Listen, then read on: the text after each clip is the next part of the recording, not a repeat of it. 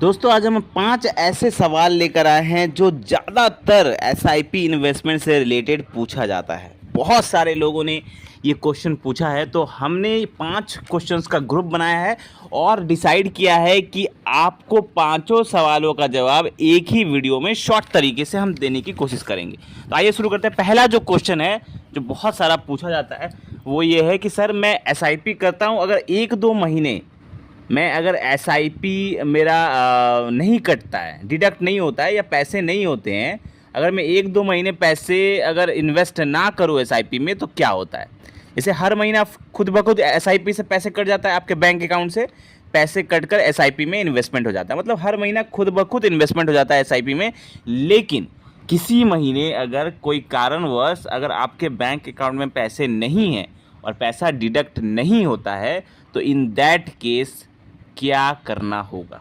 ठीक है, तो देखिए पहला चीज़, क्या कोई प्रभाव पड़ता है कि नहीं। देखिए इससे कोई खास प्रभाव नहीं पड़ता। अगर 1-2 महीने एसआईपी अगर आप सालों से कर रहे हैं और 1-2 महीना अगर छूट जाता है तो उससे आपके इन्वेस्टमेंट पर कोई खास असर नहीं पड़ता, आपका एसआईपी बंद नहीं होता। ठीक है, हाँ एसआईपी बंद हो सकता है एक केस में कि अगर आप लगातार 3 महीने तक एसआईपी अगर आपके बैंक अकाउंट से नहीं करता है तो आपका एसआईपी बंद कर दिया जाएगा। लेकिन वहाँ पर भी आपका पैसा, वहाँ पे जो पैसा जमा हुआ है अभी तक उस पर कोई असर नहीं पड़ेगा, वो पैसा वैसा का वैसा ही रहेगा, बस नेक्स्ट पैसा जो रहेगा वो जमा नहीं होगा।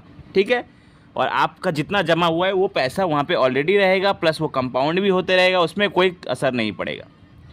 और जो 1-2 महीने अगर आपका छूट जाता है उससे भी कोई खास असर नहीं पड़ेगा, क्योंकि उसमें क्या होता है 1-2 महीने छूट जाएगा तो कोई बात नहीं, अगले महीने से फिर स्टार्ट हो जाएगा। बस इतना होगा कि आपका जिस महीने आपका एसआईपी नहीं कटा उस महीने का आपका इन्वेस्टमेंट नहीं होगा, उस महीने का आपका पैसा जमा नहीं होगा, बाकी कोई खास असर नहीं पड़ता। बाकी आप चाहे तो अगर आपके किसी महीने में पैसे नहीं हैं तो आप चाहे तो एसआईपी स्किप भी कर सकते हैं। ग्रो ऐप में ये सुविधा अवेलेबल है, तो अगर आप ग्रो ऐप से एसआईपी करते हैं तो आप अगर किसी महीने देख रहे हैं कि मेरा पैसा नहीं है तो आप कुछ दिनों पहले जब एसआईपी कटने वाला है उसके कुछ दिनों पहले वहाँ डैशबोर्ड में जाके आप उसको स्किप कर सकते हैं, ऑप्शन होता है। ठीक है, चलिए दूसरा क्वेश्चन जो पूछता है लोग, वो कहते हैं कि सर एसआईपी कहाँ से करना चाहिए, बैंक से करें, डिस्ट्रीब्यूटर से करें, एजेंट से करें या कोई ऐप के थ्रू करें। ये भी तो हम आपको कहना चाहेंगे कि आप 2 चीज़ कर सकते हैं जो बेस्ट है। एक है आप किसी ऐप के थ्रू कर सकते हैं या आप खुद किसी एएमसी की वेबसाइट से भी कर सकते हैं। ठीक है, ये दोनों तरीका ज़्यादा अच्छा है, बशर्ते कि आप किसी एजेंट के थ्रू करवाएं, किसी बैंक के थ्रू करवाएं या किसी डिस्ट्रीब्यूटर के थ्रू करवाएं। क्योंकि जब आप बैंक, एजेंट, डिस्ट्रीब्यूटर इन लोगों के थ्रू करवाते हैं तो वो लोग आप लोगों को रेगुलर फंड थमाते हैं जिसका एक्सपेंस रेशियो ज़्यादा होता है, जो कि लॉन्ग टर्म में आपको नुकसान देता है, अच्छा खासा नुकसान देता है। नहीं भी तो अगर आप लॉन्ग टर्म इन्वेस्टर है तो आपको 20 से 30 लाख रुपए तक का नुकसान हो सकता है। इसीलिए आप कोशिश करें कि जितना हो सके आप डायरेक्ट करने की कोशिश करें। जैसे कि आज के टाइम पे बहुत सारे अच्छे ऐप है, ग्रो ऐप है, आप स्टॉक है, एंजल वन है, यहाँ पर आपका फ़ोनपे पे भी अवेलेबल है। तो जो भी अच्छे तरीके, अच्छे ऐप्स हैं उसके थ्रू आप एसआईपी कर सकते हैं, ईजी प्रोसेस है। दूसरा एक और चीज़ आप कर सकते हैं कि आप डायरेक्टली एएमसी की वेबसाइट पे लॉगिन करके भी एसआईपी स्टार्ट कर सकते हैं। जैसे सपोज करिए आपको एसबीआई का कोई म्यूचुअल फंड में एसआईपी करना है, तो एसबीआई का म्यूचुअल फंड का वेबसाइट है, अलग से गूगल पे आप सर्च करेंगे तो आपको मिल जाएगा। उस वेबसाइट के पे आप अपना मोबाइल नंबर देके, अपना जीमेल देके आप वहाँ पे लॉगिन कर सकते हैं, अपना अकाउंट वहाँ पे बना सकते हैं और वहाँ पर डायरेक्टली इन्वेस्टमेंट स्टार्ट कर सकते हैं। आप डायरेक्टली एएमसी की वेबसाइट से भी कर सकते हैं। ठीक है, चलिए अब तीसरा जो क्वेश्चन लोग पूछते हैं वो ये है कि सर एसआईपी कितने साल का होता है। बहुत सारे लोग पूछते हैं एसआईपी कितने साल का होता है। तो मेरे दोस्त जो लोग नए उन लोगों को नहीं पता कि एसआईपी कोई फिक्स टाइम पीरियड का नहीं होता। जैसे एफडी होता है ना, लोग सोचते हैं एफडी आरडी कर रहे हैं, कोई बोलता है 10 साल के लिए आप एफडी कर दीजिए आपको इतना पैसा मिलेगा, कोई बोलता है आप 20 साल के लिए एफडी कर दीजिए। बहुत सारे लोग एलआईसी करते हैं, तो एलआईसी में भी फिक्स टर्म होता है कि आप 12 साल करिए, 15 साल करिए, 20 साल करिए। तो ऐसा टर्म पीरियड लोग सोचते हैं कि एसआईपी में भी टर्म पीरियड होता होगा, लेकिन इसमें ऐसा कोई फिक्स टर्म नहीं है। इसमें क्या है कि आप जितना लंबे समय तक चला सकते हैं उतना आपको फ़ायदा होगा। आपकी मर्जी, आप 10 साल चलाइए, आप 20 साल चलाइए, आप 25 साल चलाइए, आप 30 साल चलाइए, आपकी मर्जी, आप 2 साल चलाइए, आप 1 साल चलाइए, आप 2 महीने चलाइए। इस पर कोई यहाँ पर रेस्ट्रिक्शन नहीं है। आपकी जब मर्जी तब आप SIP चलाइए, जब मर्जी तब आप पैसा निकाल लीजिए। आप चाहे तो आपके पास पैसे नहीं तो आप SIP को स्टॉप करके छोड़ दीजिए, पैसा नहीं निकालिए, बाद में निकालिए। मतलब यहाँ पे कोई ऐसा रिस्ट्रिक्शन नहीं है कि हाँ आपको इतना टाइम पीरियड के लिए चलाना ही है।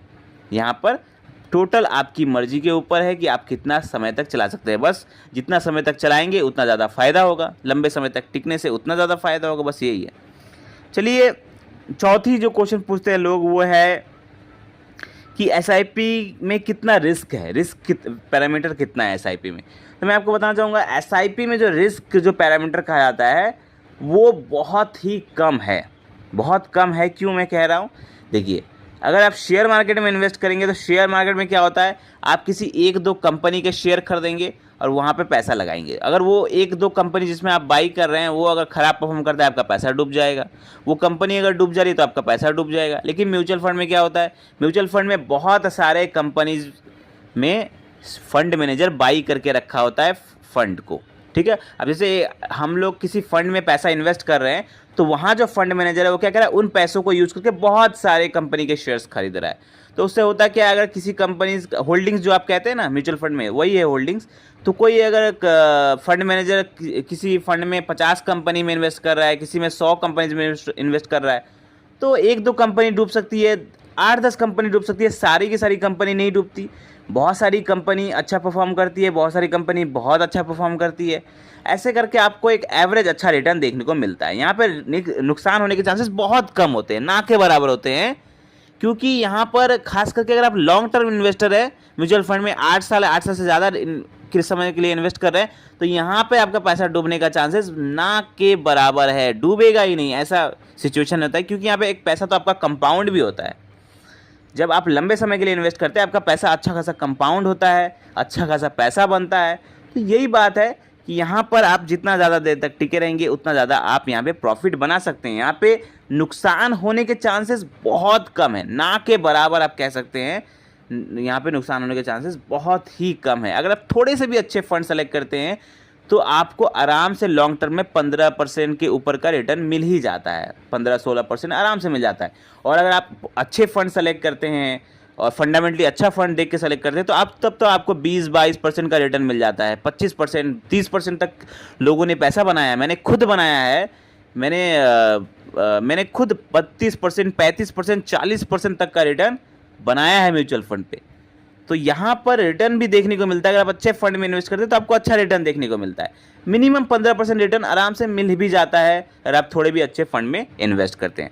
5वां क्वेश्चन जो लोग पूछते हैं कौन से फंड में इन्वेस्ट करें, तो दोस्तों इसके लिए हमने बहुत सारे वीडियो बनाए हैं। ऑलमोस्ट हर वीडियो में हमने फंड्स के नाम बताए हैं कि कौन से फंड में आपको इन्वेस्ट करना चाहिए। तो आप उन वीडियोज़ को चेक कर सकते हैं हमारे चैनल पर और आपको आखिरी सवाल का जवाब मिल जाएगा। तो मिलते हैं कल एक नए फाइनेंशियल वीडियो के साथ। थैंक यू, धन्यवाद, जय हिंद।